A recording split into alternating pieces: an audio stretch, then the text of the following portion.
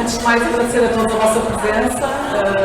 A tarde já vai longa, aqui com esta é a terceira apresentação de livros seguidas aqui na Feira do Pescador. E hoje, como a mim, também aqui uma filha da terra que teve muitos anos fora e que agora há uns anos atrás teve a oportunidade de regressar a Portugal e de regressar aqui às Caxinas, a terra que me viu crescer, para apresentar este livro que é um livro maravilhoso, na língua da maré, numa língua em que eu também cresci, aqui na Praia das Caxinas, e que é apresentado logo aqui numa das primeiras crónicas do livro. Sem dúvida que foi também um local que me moldou muito o meu percurso académico.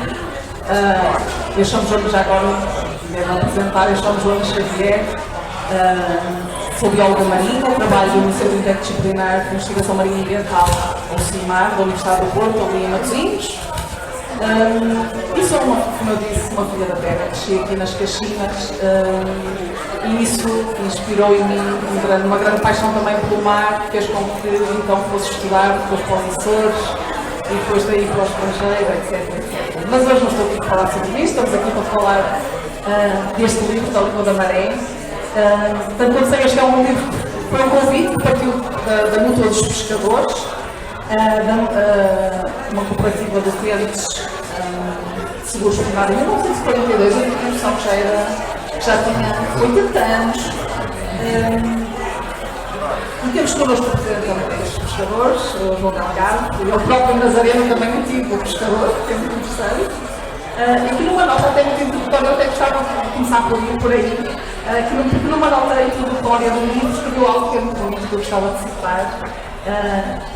Na altura que decidiram fazer então este livro, pediram até ao Abel e ao Helder uma obra consciente que relata um setor marítimo que lhe sinta o pulso, que lhe capta o cheiro, que lhe registra o sorriso, que lhe limpa as lágrimas, que lhe dê um abraço e lhe pergunte de onde veio. O que ficou da imensa e dura caminhada e se ainda lhe resta algum mar por onde seguir. E eu se calhar até aproveitava para passar a falar da João Delgado, para nos falar um bocadinho dessa caminhada da pesca e da Mútua dos Pescadores ao longo destas últimas décadas. Boa tarde a todos, é um prazer enorme estar aqui em Vila do Conde, a principal, a mais significativa comunidade pescatória do país, e é com grande prazer que aqui estamos a participar nesta Semana do Pescador, um programa bastante vasto e completo para falarmos da problemática das pescas, tudo aquilo que significa toda esta área do setor marítimo, em particular os produtos da pesca que podemos aqui também degustar. E essa era a primeira referência que eu queria aqui colocar. O imenso prazer de estar aqui presente numa Semana do Pescador, em que é tão importante colocarmos na ordem do dia aquilo que significa as pescas, o que significam os pescadores neste país, todo o potencial que o setor tem, mas também das questões complexas que hoje se colocam e que é muito importante refletir sobre elas. E portanto, partindo daqui, dizer que todas estas transformações que o setor tem sofrido ao longo de todos estes anos, a Mútua foi acompanhando este percurso todo, tem 80 anos, e esse foi o mote do convite para se fazer este livro. São transformações de diversa ordem, tanto do volume de profissionais como das descargas de pescado, mas também de todas as influências, todos os fatores externos e internos que o setor tem sofrido, que hoje, naturalmente, é um setor bastante diferente daquilo que era há 40, 50, 60 anos atrás e muito mais diferente no período em que a Mútua nasceu, num contexto que todos sabemos difícil, em pleno Estado Novo, em que foram criadas 4 mútuas, praticamente em simultâneo, uma mútua para a pesca do bacalhau, outra mútua para a sardinha, outra mútua para o arrasto e outra mútua para os pescadores sem patrão, era o que se chamava à altura. Portanto, para a mais pequena pesca. Ironicamente ou não, foi a única que resistiu até os dias de hoje e, portanto, bem sabemos da união que os pequenos, quando juntos e organizados têm, é também uma lição de vida para todos nós, aquilo que a Mútua significa. E portanto, e colocou depois aqui ao leme desta barca, deste projeto, estes dois timoneiros, um mestre e contamestre, ou dois mestres, digamos, ambos muito experientes e sapientes. Eu acho que aqui provavelmente para esta audiência, quase que dispensam apresentações, mas eventualmente para alguém que nos esteja a visitar fora, temos connosco o Abel Coentrão, responsável pelos textos, um caxineiro vilacondense, e temos aqui o Helder Luís, que foi responsável pela fotografia, fez a fotografia do livro, um tripeiro portuense. Só nacional. Exatamente, mas que depois fez todo um percurso longo aqui. Ambos que já há alguns anos nos vêm presenteando com belíssimas obras dedicadas à nossa cultura marítima portuguesa, algumas das quais até já falamos aqui hoje. E este foi um projeto, se calhar não tão longo como aquele que estávamos a falar há pouco, mas que também vos tomou uma boa parte do vosso ano de 2022. E eu, se calhar, antes de começarmos a falar do livro propriamente dito, perguntávamos como é que foi preparar este projeto, como é que foi o processo. Uma coisa, eu sei que tanto um como o outro já tinham trabalhado juntos, mas também têm feito muito trabalho, digamos, a solo, e que é muito diferente fazer este trabalho assim em conjunto. Eu gostava de perguntar, se calhar, um bocadinho para partilharem essa experiência de como é que prepararam, como é que se definiram as zonas que iam percorrer do país. Foi complicado porque o tempo era muito curto, era mesmo muito curto. Portanto, a dificuldade deste livro, ao contrário da Sardinha, que eu praticamente tinha tipo 4 anos para o fazer, neste tivemos bem menos do que um ano, bem meio ano. Encontramos todos juntos, andámos por aí em casa, foram 4 meses. 4 meses para fazer este livro, não é? 4 meses antes tivemos que viajar praticamente 3 meses, e depois o restante para ele escrever os textos, eu desenhar o livro e organizar as imagens, coisa que eu acabei por ir fazendo durante as viagens. O Abel também ia tomando notas e ia escrevendo algumas coisas, mas eu talvez teria mais facilidade em ir vendo as imagens que ia fazendo e organizando-as e já tratando essas imagens. Mas foi bastante intenso, porque durante esses meses e durante essas viagens praticamente fez vida de casado e tivemos quase 24 horas por dia juntos e não era fácil. Pessoas fáceis de jogar. Mas foi uma boa experiência e no final perceber que foi uma boa experiência. Foi intenso porque nós queríamos, obviamente, ter ido a mais sítios, ter permanecido mais tempo na maior parte dos sítios e não o conseguimos fazer porque não tínhamos tempo, não havia possibilidades. Havia aqui um objetivo claro que nós desde o princípio queríamos cumprir e até a ideia foi perfeita, na verdade, depois do movimento, que era ter a obra pronta no dia em que aquilo encerrava as comunicações.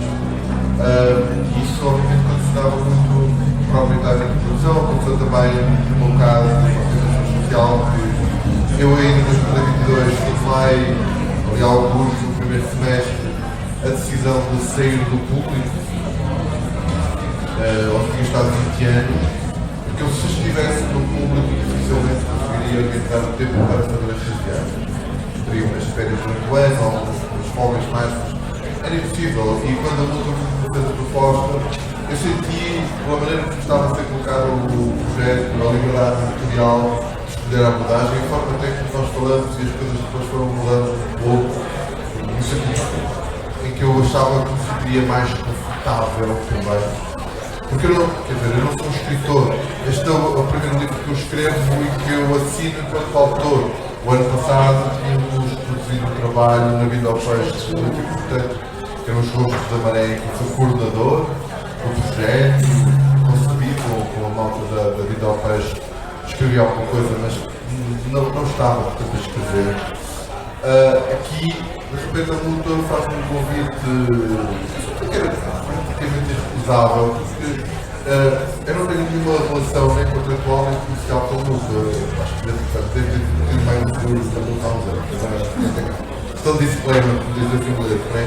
Mas para quem vive na pesca, como eu tenho aqui, os pais, e amigos, pessoas, é um daqueles nomes que a gente não quando alguém fala, a gente sabe quando baixa, luto, ou seja, é tão comum quanto a areia na praia, mais ou menos, na nossa vida. E nós tínhamos colaborado ao zero na iniciativa da Vital Pesca, o próprio eu, uma coisa parecida com a que fez ontem, na criação, ali com o Jerónimo Viana.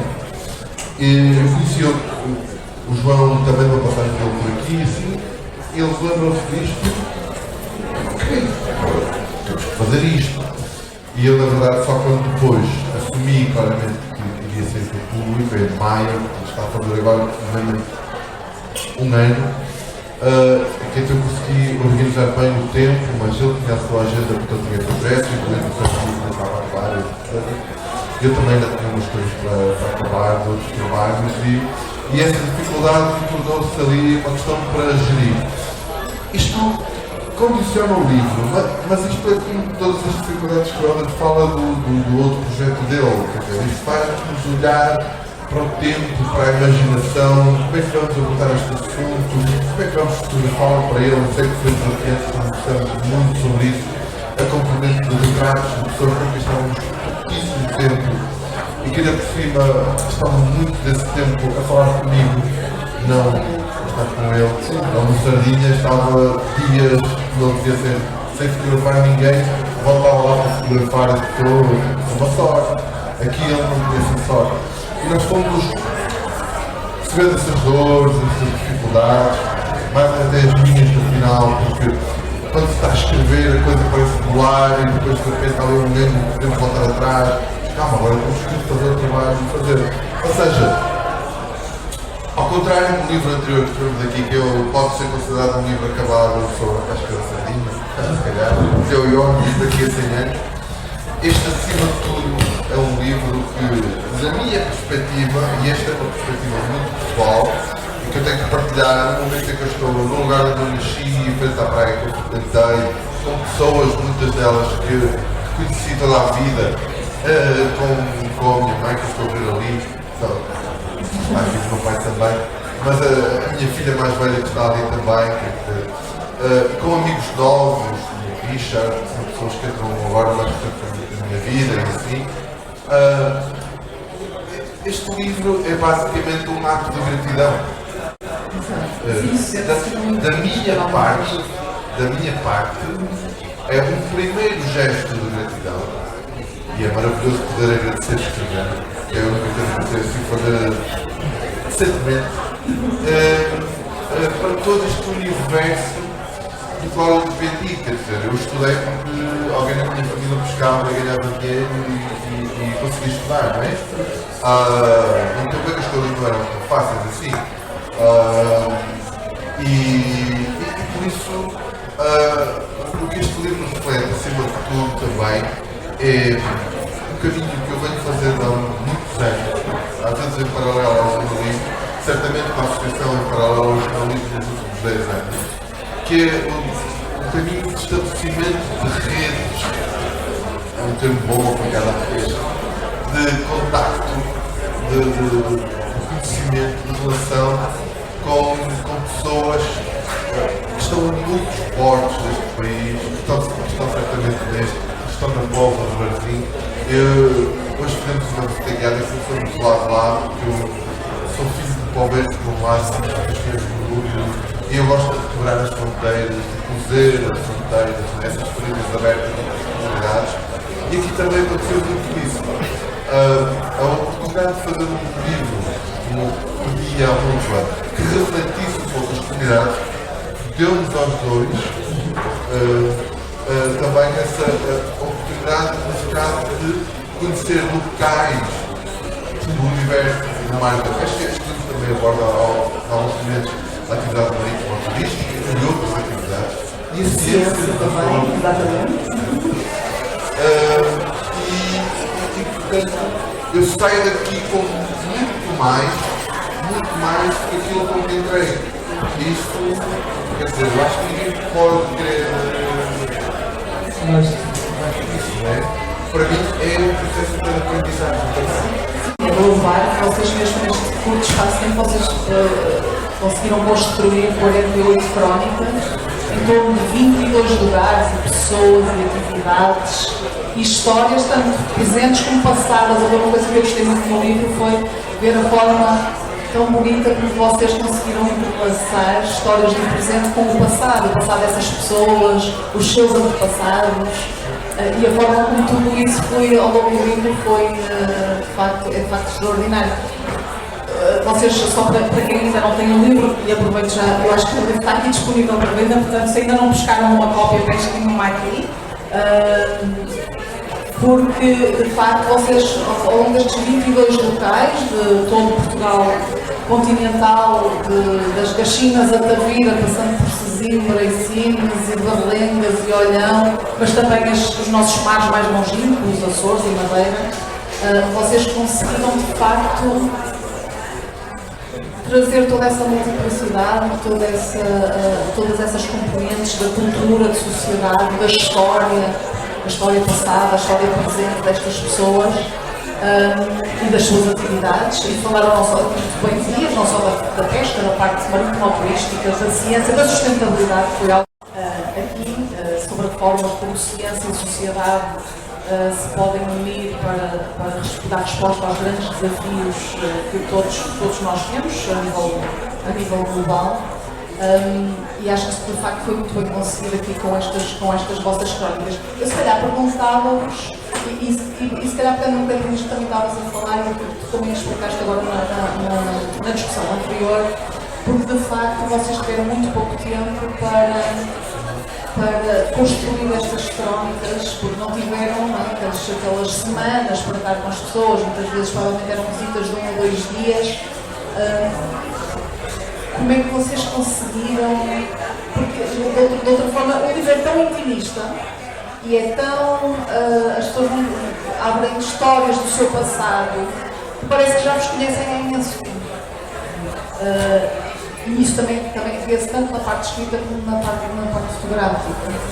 Como é que vocês. Que mágica foi essa que vocês usaram?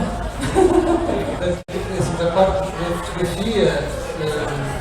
O Nobel estava a dizer há bocado, realmente foi desafiante porque eu tive muito pouco tempo para fotografar e eu não sou um fotógrafo de retrato, poderei vir a ser, porque tenho alguns projetos agora pensados nessa linha, mas portanto, a minha aproximação à fotografia é documental e a fotografia documental necessita de muito tempo, normalmente, porque é uma fotografia que observa. E este registro parecia que estava, ou poderia estar destinado a ser um registro mais jornalístico, coisa que eu quis evitar a todo custo. Porque penso que se fôssemos por aí, perderíamos alguma dessa, também essa intimidade, não é? E então eu acho que o desafio era esse, era não depender em demasia para esse lado jornalístico. Poderia acontecer muito facilmente, dado ao pouco tempo que se tinha, à mobilidade que fomos obrigados a ter, porque às vezes estávamos uma manhã com umas pessoas, à tarde estávamos com outras, a gestão do calendário foi muito complicada, não é? E aí trabalhámos, o Abel até mais do que eu, mas o planeamento, o encontrar pessoas, as coisas acabaram por naturalmente se encaminharem. Às vezes nós deixamos de encontrar pessoas e encontramos outras. Às vezes íamos a um sítio para conhecer uma pessoa, ela não aparecia outra. E então isto foi muito orgânico, não é? Apesar de nós termos um Excel com mais uma centena de nomes de pessoas e contactos e sítios e isto e o que é que fazia, o que é que não fazia, não sei o que dizer mais. Depois isto foi na língua da maré, não é? Acabou por ser na mesma, ou seja, acabou por ser orgânico. Sim, e acho que é isso que depois acaba por passar no livro, essa orgânica, não é? Porque se calhar se isto fosse muito mais fixo a essa grelha, se calhar era mais hermético, menos livre. E isso também foi uma coisa que, por exemplo, quando nós chegámos à parte da produção do livro, foi uma coisa que eu intuitivamente depois discuti com o Abel, nós não podemos ter sequer separadores no livro. Isto tem que ser uma coisa corrida. Não pode haver um separador a dizer norte, sul, centro, não pode haver ilhas, não pode haver pescas, não pode haver. Isto tem que ser um livro que se lê de uma ponta à outra, como se fosse uma só história. E ele depois acaba muito bem por escrever um bocado dessa forma interligada. Ainda houve uma sugestão, tu tinhas uma vontade que isto fosse muito mais interligado, mas depois nós não tínhamos tempo para isso e eu acabei um bocado também por... Há ali momentos engraçados desse processo de produção, por exemplo, há uma crónica que está aqui, que até acho que tem fotografia, porque nós não estávamos no lugar para fotografar, mas que ela surge nos Açores. É uma crónica que eu discutimos aqui no final da conversa, as questões da segurança, que não é só um tema caro, há um outro, porque eu sou uma cooperativa de seguros, é um tema caro que quem quer que tenha familiares, amigos que vivem do mar, é um tema, infelizmente, tem que ser caro, a preocupação tem vivo nesta comunidade, porque eu sei, pelas estatísticas deles, que é uma comunidade que sofre demais os eventos trágicos que muitas vezes estão associados à pesca. E uma vez estávamos nos Açores, e eu já não me lembro exatamente o que é que eu vi ali. Já sei, foi a questão dos santos. Montes de santos, a foto está numa crónica anterior pequenina. São montes de santos no painel, numa casa de banho, no bar do mês. 1, 2, 3, 4, 5, 6. Este tipo está aí mesmo, dizem que a bola aqui, todos meteram obrigatório lá, não sei o quê. Mas tinha não sei quantos, para o lado, para o ver, para as pernas, para os braços. Aquilo tinha o panteão todo de santos, que lá conversa com o painel, mais espaço conversa. E ela até tem dificuldade que as fotos era uma coisa, ela tem um espaço pequeno, eu vi a foto no computador, não ouvi isso, lá está.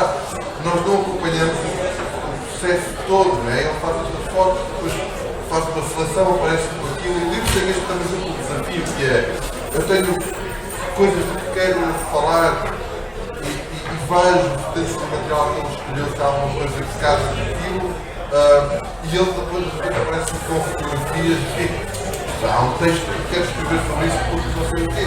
E é essa foto que me faz viajar os Açores ali no meio de nada, portanto não há cá este mapeamento assim direto, para as Caxinas.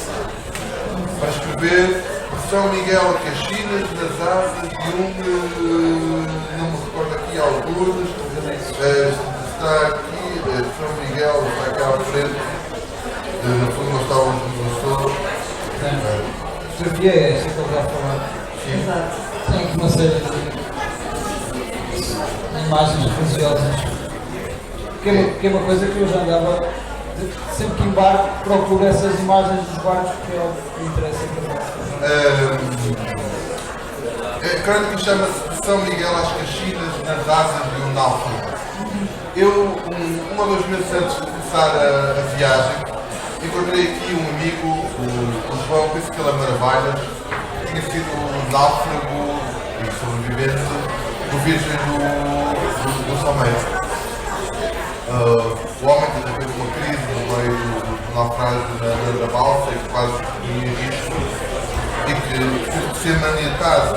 E ele ofereceu a ideia da minha família, ele trabalhou com o meu pai, foi no meio da rua, e estávamos na conversa, já tínhamos visto a introdução, saídas marcadas, e lembro-me de olhar para o João e aparecer-me aquelas figuras do Cristo da prisão, com as marcas nas mãos e nos pés e não sei o quê.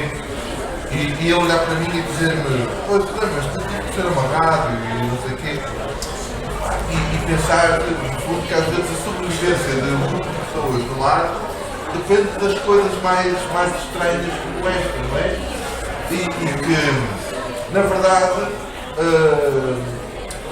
muito do sofrimento que nós passamos por aqui ao longo de décadas, a primeira memória que tenho de mar, acho que fico aqui nos textos introdutórios, a primeira memória mesmo não é de nadar para a praia, é de nós estamos na sala de aula e de vir uma empregada da escola levar 2 desses meus embora, porque o pai dele tinha naufragado no barco Augusto bem, eram meus coleguinhas, foram, eu não percebi o que era aquilo, percebi mais tarde, se calhar, não sei se naqueles anos, eu não sei exatamente quando é que percebi, mas eu lembro da cena.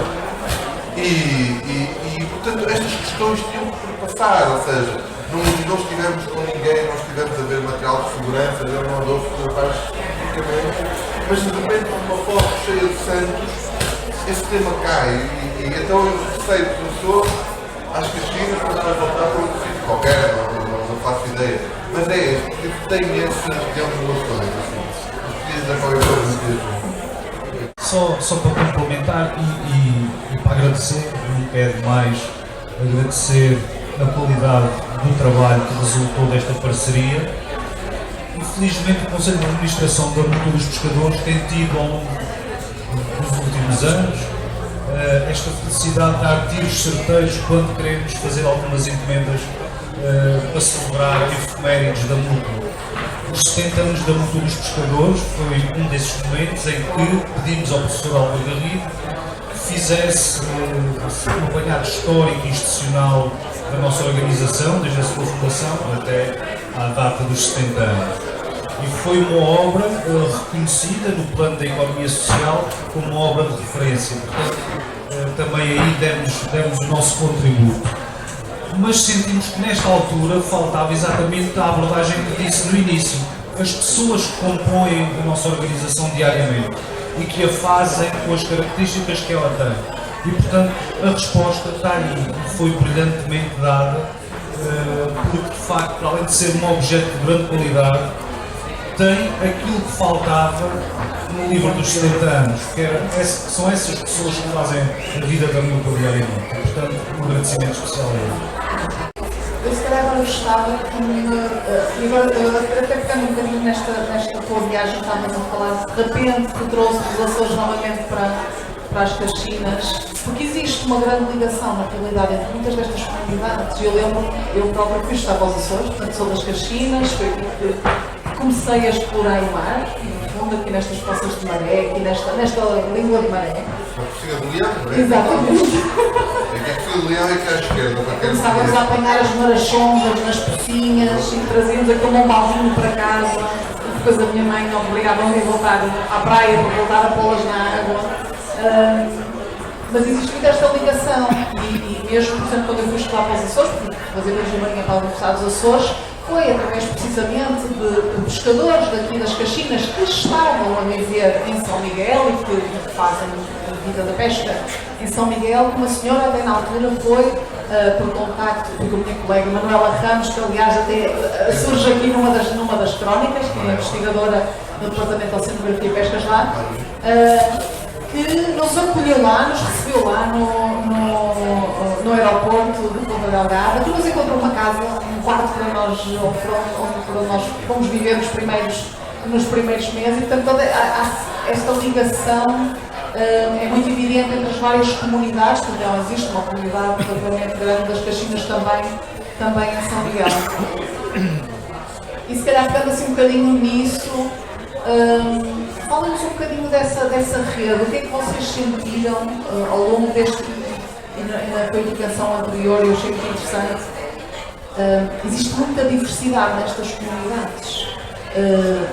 Não sabemos muito bem o que é que as molda, como as percebemos agora, mas existem pontos que são muito comuns, certo? Querem-nos falar um bocadinho disso, como sentem essa rede, como sentem por um lado essa diversidade, essas diferenças, mas por outro lado esses pontos comuns entre as comunidades pescatórias e as comunidades marítimas, mesmo que não sejam pescatórias. Sim, no continente, sentimos que havia muita coisa semelhante ao longo das várias comunidades. A conversa recorrente era sempre a comparação entre o que nós conhecíamos aqui, Póvoa de Caxinas, com o resto do país. Era sempre essa a nossa conversa entre os dois à noite, tipo, epá, este pessoal aqui faz isto diferente ou pensa de forma diferente, mas aonde nós sentimos uma maior diferença, eu acho que foi nas ilhas, principalmente nos Açores. Na horta, exatamente, na horta. A velocidade a que se vive, a forma como os pescadores interagem com o mar e com os cientistas, com o respeito pela biodiversidade, pelos recursos. Isso foi, eu acho que foi interessante. Eu já tinha tido uma certa aproximação a isso quando fiz o livro Atlântico sobre o íris do mar, o Barco dos Açores, em que o Abel escreveu o prefácio do livro, texto interessante. E era um pouco sobre essas lições de como um armador daqui das Caxinas foi para São Miguel e mudou a forma de trabalhar completamente, né? E passou a ter uma outra forma de olhar para o mar e de trabalhar e de colaborar com cientistas, com a Universidade de São Miguel. Né? E eu acho que para nós teve um impacto muito forte esse confronto com essa forma de viver nos Açores e a forma como os pescadores acabam por ter uma outra forma de olhar para o mar e para a sua profissão e acabam por ser lições para nós, lições que nós trazemos como reflexões que depois podem dar outros projetos, Nós vamos conversar aqui sem dizer nada para não estragarmos a surpresa. Há aqui algumas das histórias que nós gostávamos de desenvolver autonomamente noutras iniciativas, essa oportunidade. E de facto a riqueza e a diversidade é enorme. Quando se fala de aspectos comuns, há um óbvio, por exemplo, que é a discussão que encontramos em quase todos os armadores da pesca ao longo do país, que é a questão da mão de obra, que aqui está a ser resolvida com recurso à imigração, noutros sítios foi resolvida também parcialmente também com outras imigrações, no caso de Sines com comunidades africanas, no caso, mas depois também um discurso que eu já tinha escutado aqui, e agora também, provavelmente nestes outros trabalhos, que era um discurso que punha muita culpa nas novas gerações, a sua incapacidade de trabalhar duro, de querer sacrificar-se e, portanto, não estarem preparadas para trabalhar na pesca e, portanto, a pesca se tornou algo desinteressante para eles. Eu tinha refletido isso ali algumas vezes. Numa outra crónica aparece ali alguma reflexão. O livro tem esta liberdade de nós também nos exprimirmos muito à vontade. Estou muito grato ao mundo.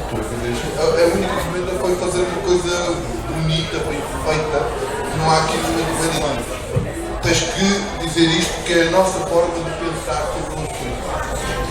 A diversidade de pensamento, de opiniões, de posições sobre isto é que enriquece os debates sobre a pesca também.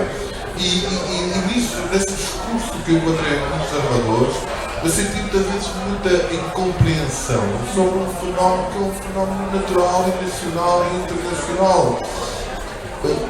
Os nossos pais, os meus pais, esforçaram-se para eu ter uma vida menos dura do que a deles. No meu caso, eu tenho uma deficiência física e, portanto, eu teria provavelmente escapar mesmo à pesca, mas, quer dizer, o maior desejo de muitas famílias que eu conheço aqui era mesmo que os filhos não fossem pescadores. Noutras eles queriam que fossem um barco, queriam que seguissem, é importante, mas eu conheci muita gente daqui que se pelava se pudesse que os filhos não fossem para o mar. Achavam que podiam ter uma vida diferente em terra, mais calma, dormir em casa, estar com a família, não estar com a estar fora, um mês fora. Ver um bom imigrante para fora e passa a pesca fora daqui. Eu tenho um privilégio diferente, eu estar em casa, tirando as dietas que fizemos, quase sempre. Ou seja, o problema não está nas novas gerações. O problema provavelmente continua a estar na pesca. Bem? Estamos no barco, fugimos com 7 anos, escondemos debaixo de uma lona e aparecemos no meio do mar. Pai, estou aqui. É isso. Agora a pesca faz nos portos tem grades, às vezes temos dificuldade sem entrar, não sei o quê, logo a pesca, não tem grandes pessoas que logo a pesca para nos deixarem entrar, é uma coisa assim, não é secreta, mas tem barreiras, tem fronteiras, eles estão lá do outro lado, como ele diz também na sardinha, pescam à noite.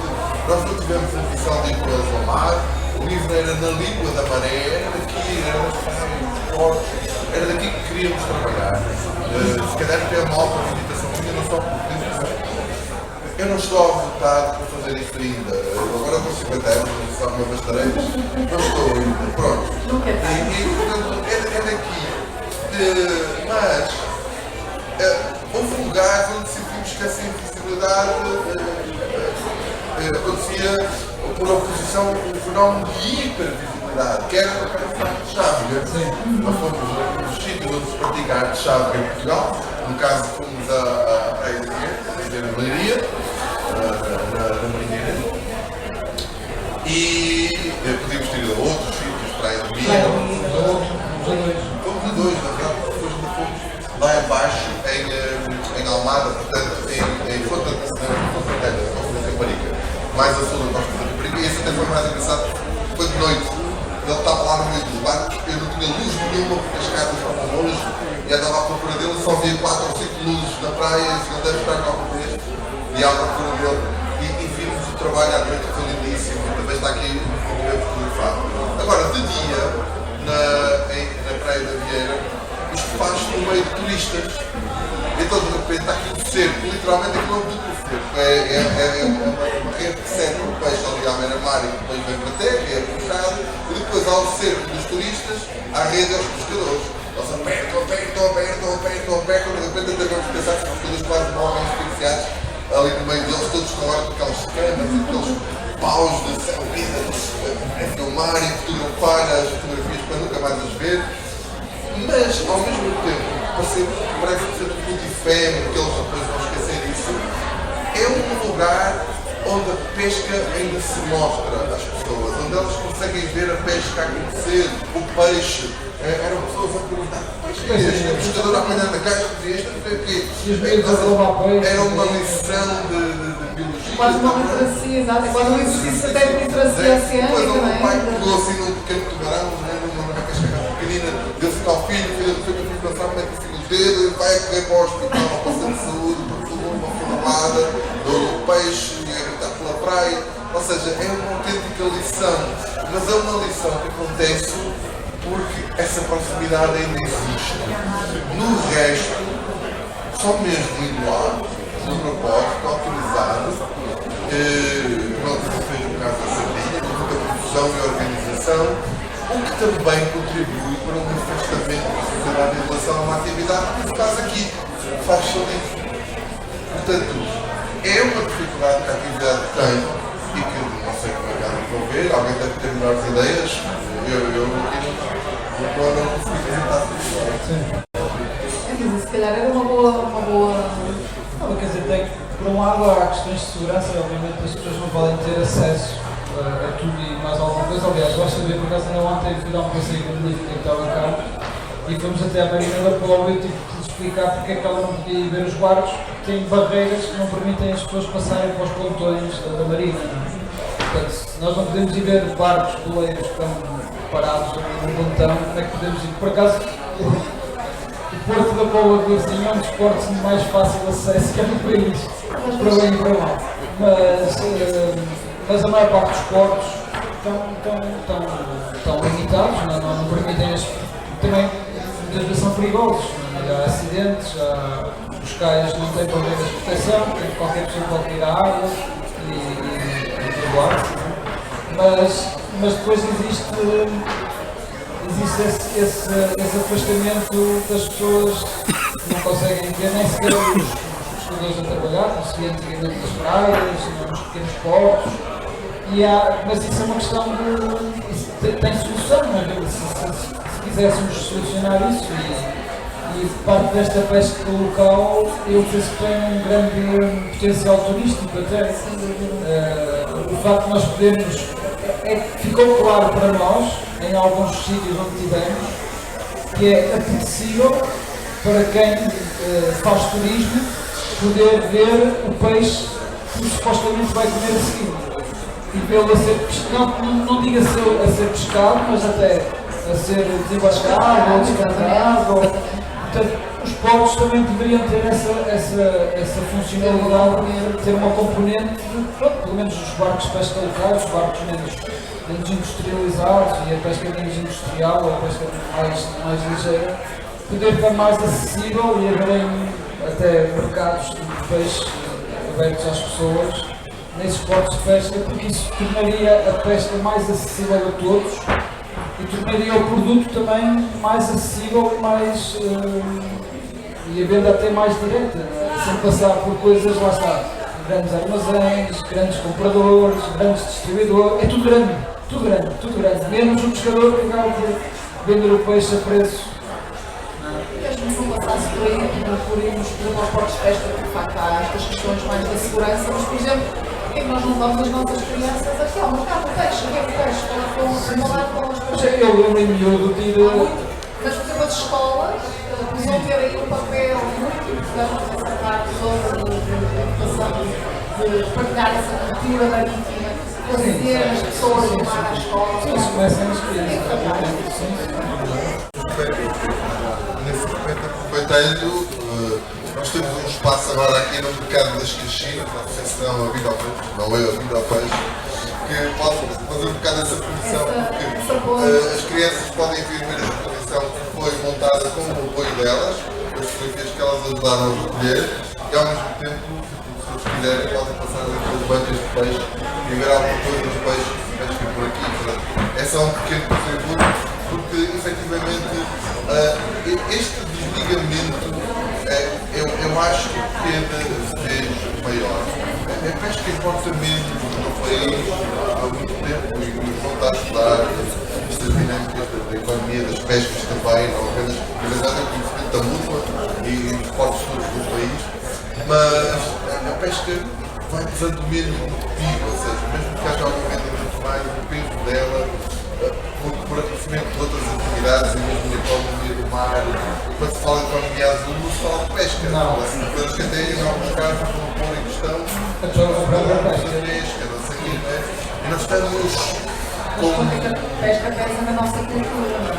Pois, não só na... Exato. Na nossa identidade. Sim, é uma questão de identidade e essa questão depois pode ser desdobrada não só em economia, mas em outras questões que estávamos a falar. Essa do nosso ponto de vista, a questão de fundo. Costumamos dizer que por cada posto de trabalho criado no mar corresponde a 5 postos de trabalho em terra.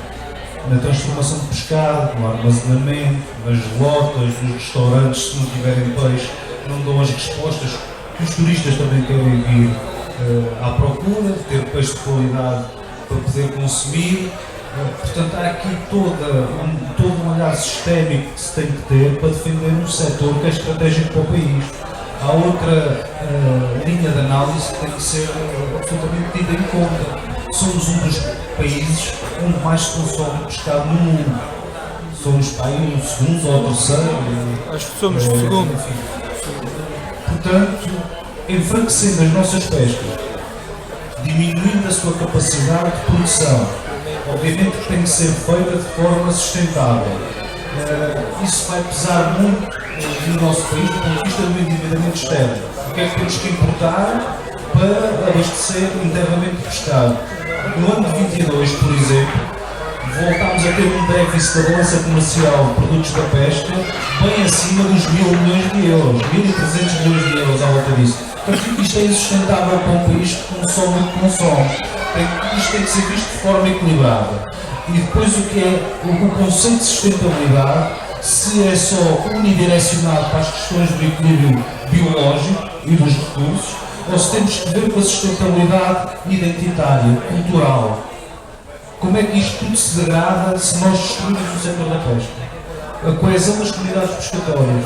Como é que isto vai se erudir cada vez mais e passamos a viver quase em não lugares? como é que nós sedimentamos a nossa cultura. O trabalho que também a Mútua tem feito junto das crianças, temos aqui alguns amigos que têm participado e promovendo também muito, por um lado, esta questão do combate ao lixo marinho, mas também, ao mesmo tempo, passando informações absolutamente centrais para sedimentar a identidade cultural da nossa cultura marítima. E se não trabalharmos isto junto das camadas mais jovens, muito dificilmente a gente consegue, por um lado, preservar toda esta cultura, por outro lado, olhar para o futuro e com o conhecimento acumulado que estas novas gerações também vão ter com os diversos percursos que vão acumulando, reinventar novas culturas em cima daquela que vão recebendo. Portanto, isso é fundamental e estes espaços de reflexão coletiva são absolutamente determinantes para que isto aconteça.